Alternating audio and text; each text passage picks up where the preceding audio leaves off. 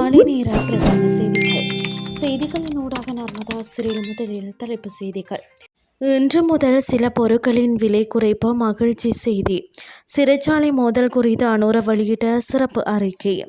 சீனாவுடனான நட்புறவில் விரிசல், முக்கிய தூதரகத்தை மூடியது இஸ்ரேல். இனி விரிவான செய்திகள்.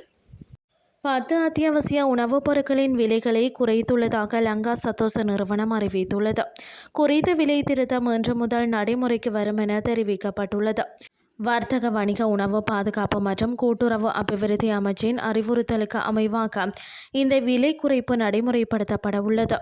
இதன்படி பூண்டு கிலோ ஒன்றின் விலை ரூபாய் 699 ரூபாய் 649, பெரிய வெங்காயம் ரூபாய் 259 ரூபாய் 224, உருளைக்கிழங்கு ரூபாய் 259 ரூபாய் 239 குறைக்கப்பட்டுள்ளது. அத்துடன் பச்சை அரிசி, வெள்ளை பச்சரிசி, பாசிப்பயிறு, சிவப்பு பச்சரிசி, உள்ளூர் வெள்ளை நாட்டு அரிசி, கடலை மற்றும் உளுந்து உள்ளிட்ட பொருட்களின் விலைகளும் குறைக்கப்பட்டுள்ளன.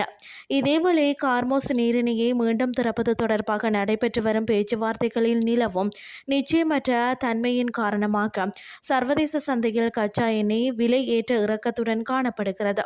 பிரண்டா கச்சா எண்ணெய் விலை ஒரு பேரல் $80 தாண்டியுள்ளது என்று சர்வதேச ஊடகங்கள் செய்தி வெளியிட்டுள்ளன. நாட்டில் உள்ள அனைத்து சிறைகளிலும் சிறை பாதுகாப்பு மற்றும் கைதிகள் நலன் மற்றும் அவசரகால பதிலளிப்பு ஆகியவற்றை நிவர்த்தி செய்வதற்காக ஒரு கூட்டு பொறிமுறையை நிறுவுமாறு ஜனாதிபதி அனுரகுமார திசாநாயக்க உத்தரவிட்டுள்ளார். சிறைகளில் நிலவும் தற்போதைய நிலைமை மற்றும் கைதிகளின் பாதுகாப்பை உறுதி செய்வதற்காக எடுக்கப்பட்டுள்ள நடவடிக்கைகள் குறித்து ஆய்வு செய்வதற்காக ஜனாதிபதி தலைமையில் ஜனாதிபதி செயலகத்தில் நடைபெற்ற சிறப்பு கூட்டத்தில் இந்த முடிவு எடுக்கப்பட்டது. முன்மொழியப்பட்ட இந்த செயல்முறையானது கைதிகள் எதிர்கொள்ளும் பிரச்சினைகளை ஆய்வு செய்து அவர்களின் நலனை கண்காணித்து அவசர காலங்களில் எடுக்கப்படும் நடவடிக்கைகளை ஒருங்கிணைக்கும் என தெரிவிக்கப்பட்டுள்ளது. இந்த செயல்முறையானது அனைத்து 33 சிறைச்சாலைகளையும் உள்ளடக்கி சிறைச்சாலைகள் திணைக்களம், இலங்கை காவல்துறை, சிறப்பு பணிப்படை மற்றும் தேவைப்படும் இடங்களில் ஆயுதப்படைகளின் அதிகாரிகளையும் கொண்டிருக்கும் எனவும் கூறப்பட்டுள்ளது. இனி வெளிநாட்டு செய்திகள். சீனாவுடனான ராஜதந்திர உறவுகளில் விரிசல் அதிகரித்து வரும் நிலையில் அந்நாட்டின் முக்கிய நகரொன்றில் இயங்கி வந்த தனது துணை தூதரகத்தை இஸ்ரேல் மூடியுள்ளதாக தகவல் தெரிவிக்கின்றன.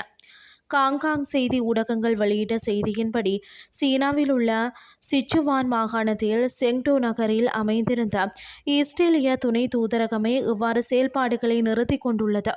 அண்மை காலமாக சீனாவுக்கும் இஸ்ரேலுக்கும் இடையிலான பரஸ்பர உறவில் கசப்புணர்வு நிலவி வருகிறது. குறிப்பாக ஈரான் மற்றும் அரபு நாடுகளுடனான தனது உறவை வலுப்படுத்த சீனா முன்னெடுக்கும் முயற்சிகளே இஸ்ரேலின் இந்த தீர்மானத்திற்கு முக்கிய காரணமாக பார்க்கப்படுகிறது. முன்னதாக சீனாவில் உள்ள தனது தூதரக பிரிவு ஒன்றை மூடவுள்ளதாக இஸ்ரேலிய அரசு குறிப்பிட்டிருந்த போதிலும் அதற்கான பின்னணி குறித்து எவ்வித தெளிவான விளக்கத்தையும் அளித்திருக்கவில்லை.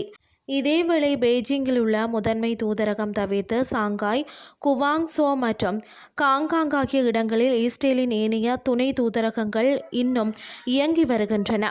காசா மோதலின் போது பாலஸ்தீன தரப்புக்கு சீனா ஆதரவு தெரிவித்தமையும், ஹமாஸ் நடத்திய தாக்குதலுக்கு சீனா உடனடியாக கண்டனம் தெரிவிக்க தவறியமையுமே இரு நாடுகளுக்கும் இடையிலான உறவு சீர்குலைந்தமைக்கு பிரதான காரணமாகும். இத்துடன் செய்திகள் யாவும் நிறைவடைகின்றது. அடுத்த இரவு 8:30 எதிர்பாருங்கள். நன்றி.